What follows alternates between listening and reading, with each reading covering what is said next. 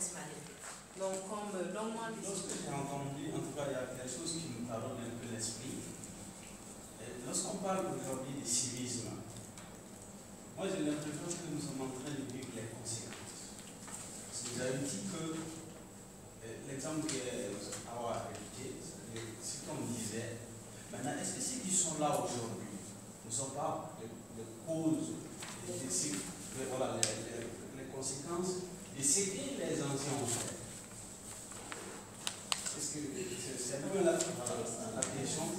Si ce n'est pas leur problème, les jalons qu'ils ont posés, ce qu'on appelle ancêtres là, depuis le but, ce qu'ils ont fait, c'est parce qu'ils sont en train de voir ici maintenant comme conséquence. Moi, je suis un peu troublée en observant un peu les individus autour de moi, en m'observant moi-même, en observant le cas malien, puisque c'est de cela qu'il s'agit. J'ai tendance à penser que j'ai bien aimé le propos de Célia en disant c'est dont nous réclamons tant, qui sont nos valeurs fondamentaux, qui sont nos repères, qui sont basés sur l'humanisme, ce qu'on appelle chez nous Montréal, ce qu'on appelle la tolérance, ce qu'on appelle le regard pour les biens publics, sont en fait des valeurs universelles. Et quand on observe un tout petit peu l'histoire du monde, on peut se rendre compte que les peuples ont fortement évolué en termes de perception de vie et en termes d'orientation de vie individuelle et de vie collective dans la cité. En reculant un peu vers l'Antiquité, le Moyen-Âge, si je regarde la conception générale de l'humanité, les valeurs, les repères, c'était beaucoup plus la morale, c'était beaucoup plus le civisme, c'était la tolérance, c'était la solidarité. Le monde a voulu évoluer un peu vers une expansion économique et à délaisser ou à laisser tomber certaines valeurs, certaines vertus humaines. Et là, pour gagner en termes de développement économique, etc. Maintenant, chez nous, pendant ce temps-là, chez nous en Afrique, spécifiquement au Mali, nous avions tous ces valeurs. J'ai dit tout à l'heure que je suis un peu troublée parce que je sais, j'y crois, que nous avions ces repères, on évoluait. Mais il ne faut pas oublier que nos pays ont été colonisés. Donc, nous sommes dans une perspective de construction, mais en restant ouverts sur le reste du monde. Je suis d'accord qu'il faut replonger dans notre bibliothèque en termes d'héritage ancestral pour tirer la substance. Il faut voir aussi la réalité, notre époque, les défis auxquels on fait face. Je suis d'accord qu'il faut conserver l'essence de ce qui nous définit, l'essence de ce qui nous réunit. Là, ça a été dit, il y a beaucoup de Maliens aujourd'hui qui parlent de ça. Et je pense à juste titre qu'il faut même l'institutionnaliser. Parce que nous sommes une société d'oralité. Il faut l'institutionnaliser pour que les gens puissent l'apprendre. Parce qu'il y a une génération qui est en train de disparaître avec beaucoup de savoir, avec beaucoup de connaissances qui nous définit, qui est nous. Mais nous, là, aujourd'hui, il faut le définir dans une perspective globale qui est ouverte sur le monde. Donc là, il faut... Vraiment, de prime abord, moi, je dirais qu'il faut planter les décors historiques de ce qui nous est arrivé et ce que nous apercevons aujourd'hui comme mal, comme mot de notre société. Je me rappelle, j'ai eu à suivre un colloque qui était animé par Fé Amadou Sérou Djibroni Paix à son âme, qui était l'un des pères fondateurs de la République du Mali, qui a été le concepteur même des grands idéaux de la Première République, les grands textes de la Première République. Il a eu à nous dire une fois que ce que nous vivons aujourd'hui ne doit pas nous étonner. Parce que depuis 1963, et il s'était érigé en sentinelle, en rempart contre ce que nous vivons aujourd'hui. Je vais vous donner un exemple. Il a eu à dire, lorsqu'il y a eu l'opération Taxi, c'était une opération d'envergure nationale que le président à son temps avait décidé de nettoyer même à son sein au sein du parti. Parce qu'on avait dit, Fé Modibo Keïta avait dit, chers camarades, chers concitoyens, si nous acceptons d'aller vers l'indépendance, ça veut dire que nous allons souffrir deux fois que ce que le plan, ce que le colonisateur nous a fait subir. Mais les Maliens n'ont pas compris vraiment cet adage-là. Les gens pensaient que l'indépendance voulait dire les travaux forcés, les corvées, toutes les difficultés que nous avons endurées pendant les 75 ans de colonisation du Mali, ça allait prendre fin. Maintenant, même ses propres camarades au sein du bureau politique n'ont pas compris. Ils ont dit, réellement, Modibo, nous sommes fatigués. Depuis 1948, on est en train de se battre pour l'avènement de l'indépendance. Aujourd'hui, nous en avons eu. Il faut vraiment il faut nous donner le boulevard vers les derniers de la République. Il dit que non. Lorsqu'il a entamé l'opération Taxi, il a été combattu au sein même de son propre parti politique, qui est l'USRDA. Donc, il faut voir il y a deux analyses à faire. Au Mali, c'est l'indépendance qui nous a fait montrer au grand public les tares, les faiblesses de nos sociétés. L'incivisme existait, mais avec la colonisation, on devait endiguer coûte que coûte ces faiblesses sociétales. Donc, avec l'avènement de l'indépendance, les gens avaient envie vraiment de matériel. C'est-à-dire que la tentation matérielle était toujours persistante. Certainement que les anciens ont posé des actes, ont fait des choix à des moments donnés qui nous amènent. On parle de colonisation. La colonisation a pu pénétrer parce que certains de nos parents se sont alliés à l'envahisseur pour permettre que ça s'installe. Donc, si on va jusque-là, effectivement, oui. Maintenant, si nous continuons à regarder derrière, nous allons continuer à trébucher sur les cailloux qui sont devant nous et tomber et nous casser la gueule et perdre des dents et à la fin nous n'aurons plus de dents dans la bouche. Est-ce que nous n'allons pas maintenant tourner la tête vers devant et sauver le peu de dents qui nous restent dans la bouche pour continuer à pouvoir manger des frisogo et de la poussie? C'est ça la question. Autant, moi je ne suis pas fanat de nous vanter des bénéfices de nos aïeux. Oui, c'est un pays des grands. Oui, ok, et toi aujourd'hui? Ton aïe, oui, tu es descendant de Keïta, ça fait 9 siècles. Entre-temps, toi-même, qu'est-ce que tu fais pour que l'héritage de 9 siècles dont tu te tapes la poitrine là, que tu puisses continuer à en être fier? Pendant que tu te tapes la poitrine du nom que tu portes, c'est toi qui voles. C'est toi qui couches avec les petites filles de 14 ans. Mais c'est vrai. C'est vrai. C'est toi qui couches avec les petites filles de 14 ans. C'est toi qui n'as pas de parole. Tu dis A aujourd'hui, tu dis B demain. Les gens comprennent la démocratie comme du laisser-aller. Voilà, les parents ont démissionné. Donc, il y a aussi un problème par rapport à l'effritement de l'autorité parentale. Je pense que actuellement, nous éduquons un peu par hasard. Moi, je ne connais presque pas de famille qui se dit, bon, lorsqu'un enfant vient, ou bien même avant que l'enfant ne vienne, il faudrait qu'on se réunisse, qu'on discute de comment est-ce que nous allons éduquer l'enfant en fonction du contexte et de notre environnement. C'est rare. C'est rare et ça, c'est un grand problème. Lorsque nous arriverons à réaliser une vraie synthèse de ce que nous recevons d'autres pays, d'autres civilisations, cela va beaucoup nous aider à pouvoir redresser notre société. Par rapport à l'intervention de notre de ma tante, elle a eu à souligner certains passages tels que la société individuelle, le délitement social.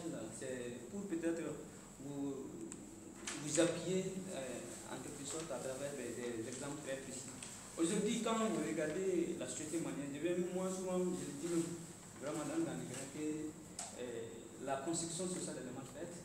Parce que l'exemple par exemple, quand vous regardez vous-même, même les mariages par exemple aujourd'hui, comment est-ce que ça se fait? Parce que des individus en individus, autrefois, notre société, c'était des familles à famille. On se connaît, qui est qui, on connaissait tout le monde. Aujourd'hui, moi, je suis à Bamako, moi, je viens très loin. Mais je retrouve une femme ici, je me marie, et comme ça, c'est partout. Je trouve un enfant ne peut pas connaître mes petits frères, mes grands-parents et autres. Et aujourd'hui, sans me tromper, je peux même dire ici que très peu d'entre nous connaissent réellement leur origine, ou qu'est-ce que ça veut dire. Par exemple, aujourd'hui, on me demande qu'est-ce que le nom homo veut dire. C'est-à-dire, en quelque sorte, je vais dire aussi, il y a ce qu'on appelle les pertes de repères. On ne sait pas. Et c'est ce qui a amené tous ces problèmes-là. Et c'est ce qui a amené les problèmes de délitement, de la famille nucléaire.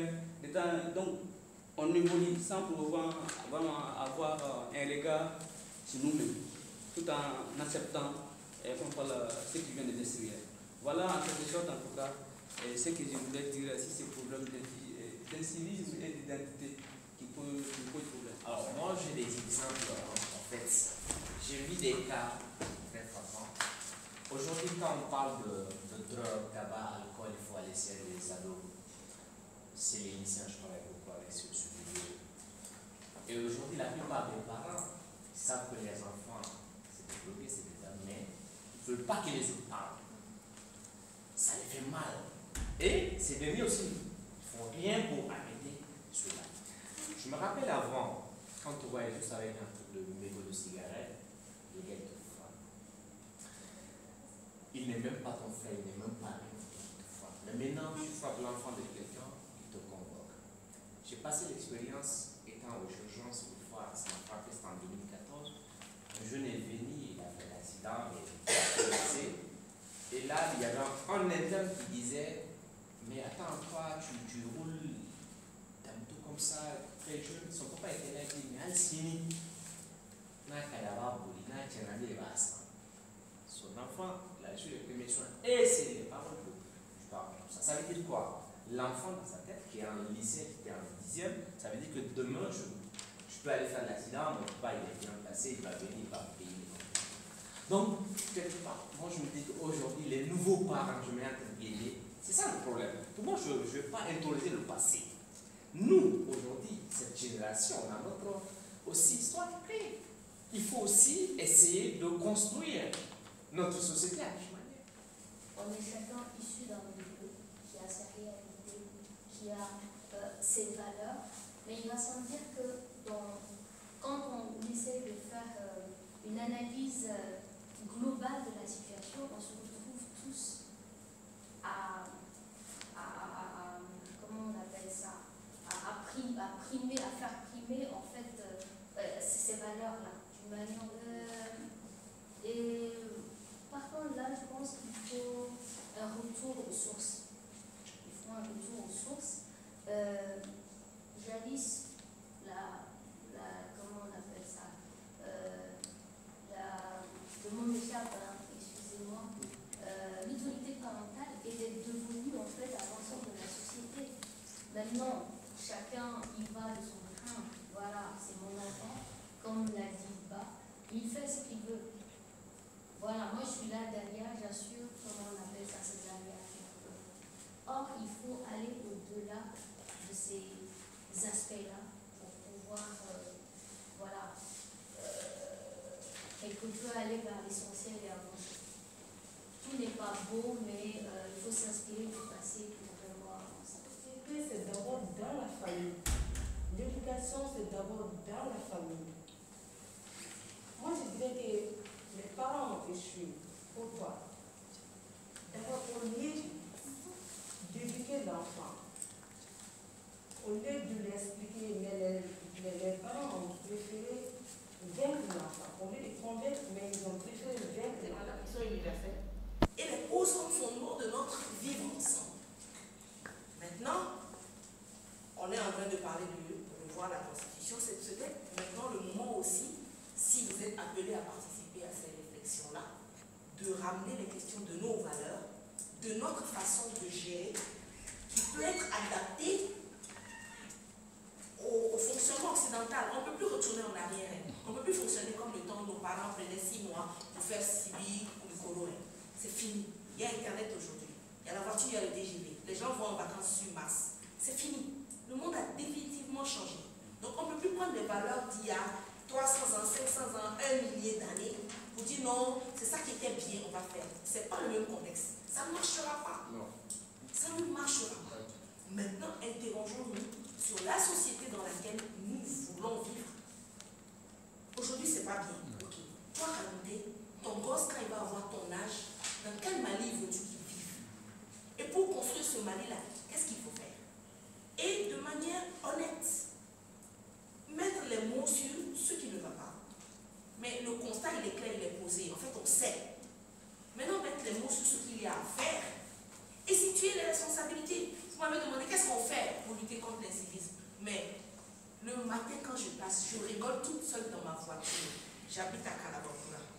Depuis lundi, il y a des policiers tous les 30 mètres.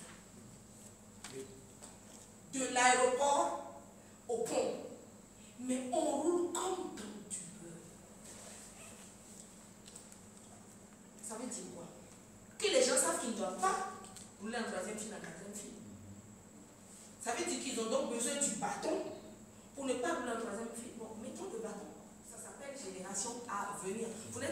génération à venir, vous êtes déjà des générations d'aujourd'hui. Et finalement, génération à venir, là, c'est peut-être pour vous mettre devant votre responsabilité. Pour vous dire que vous avez la possibilité aujourd'hui de construire l'avenir. Et c'est en ça que moi je crois. Je me dis que plus vous comprenez quels sont les enjeux, plus vous prenez les bonnes décisions, plus vous posez les bons actes, plus vous allez dans le bon sens. Et c'est en cela que moi je veux croire en fait.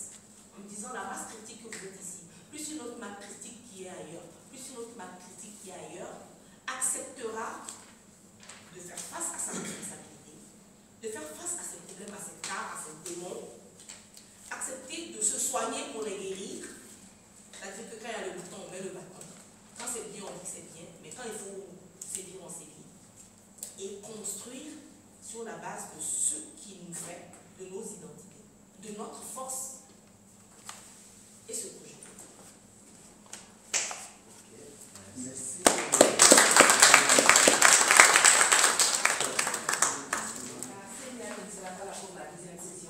Donc l'occasion est opportune pour la remercier et lui dire au revoir et surtout à la monsieur qui est bon.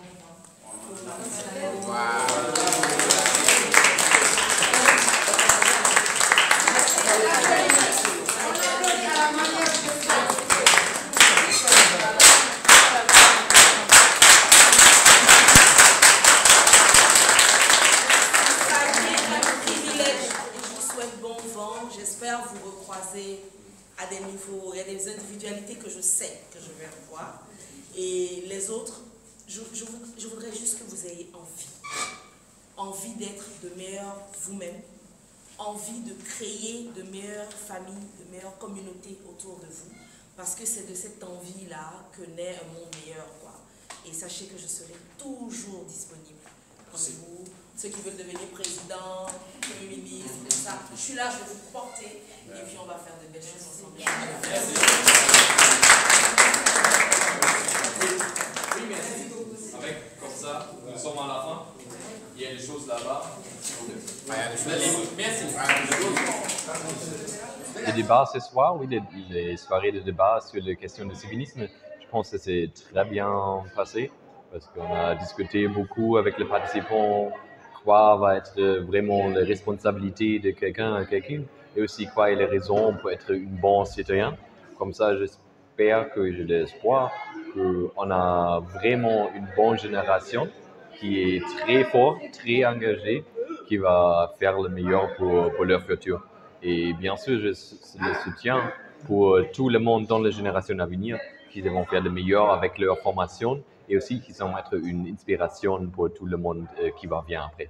Merci. Je m'appelle Célia Dalmeda, je suis journaliste et formatrice et j'ai eu le privilège d'être la facilitatrice sur la modératrice des sessions du programme GAV pour cette année 2021. Nous avons échangé aujourd'hui sur des notions qui me tiennent particulièrement à cœur personnellement parce que pour moi, elles sont les véritables questions en fait à se poser quand l'on s'interroge sur notre présent et notre devenir en tant que société malienne. Nous avons parlé de notre identité, de ce qui fait que nous sommes qui nous sommes et de comment nous pouvons justement nous baser sur qui nous sommes, notre richesse, nos points communs, nos valeurs pour construire un futur plus inclusif, un futur plus bienveillant pour nous et pour nos enfants. Le Mali vit des heures cruciales. Les gens disent difficile. Je n'estime pas que c'est difficile parce qu'il est normal que dans la vie d'une nation, à un moment donné, que l'on se pose et que l'on réfléchisse. Et c'est donc un rendez-vous avec l'histoire en fait que nous avons. Et j'estime que les participants à ce programme Génération à venir, mais les jeunes Maliens en général, ont le devoir de faire entendre leur voix. J'interpelle vraiment la jeunesse malienne, j'interpelle vraiment les Gaviens, comme ils s'appellent eux-mêmes, de sorte à ce qu'ils prennent en main cet élan, cette volonté de faire les choses autrement, de construire une nation. Jusqu'à présent, le Mali ne fonctionne pas en tant que nation parce que nous avons beaucoup construit sur les individualités, nous avons beaucoup construit sur les entités sans mettre au cœur l'humain et ce qui fait de cet être humain-là le chaînon essentiel de la nation Mali. Et c'est ça qu'il est indispensable de construire aujourd'hui. Et je suis convaincue que nous avons les moyens de le faire et d'y réussir. Je suis Keita Isseta, chargée de programme à la Fondation Frédéric Ebert. Le thème d'aujourd'hui portait sur la famille, le respect, l'identité, la bienveillance, le civisme dans le contexte malien. Un thème qui a été largement étayé par Mme Célia d'Almeida, qui n'a pas manqué de nous prodiguer des conseils, qui n'a pas manqué de s'étendre sur le thème en nous donnant beaucoup d'indications, surtout le civisme dans le contexte malien, qui de nos jours est effrité et émietté. J'espère que les Gaviens pourront faire bon usage de tous les conseils prodigués dans la salle et que les Gaviens ne couperont pas le cordon ombilical avec les 8 sessions qui ont émaillé le programme. Je rappelle que le programme Génération à venir est un programme qui s'étend sur 10 mois, 10 sessions, sur des thèmes qui concernent tous les aspects de notre société, tous les aspects d'une nation comme le Mali. Sachez que je serai toujours disponible. Comme vous, ceux qui veulent devenir président, premier ministre, ça. Je suis là, je vais vous porter et puis on va faire de belles choses ensemble.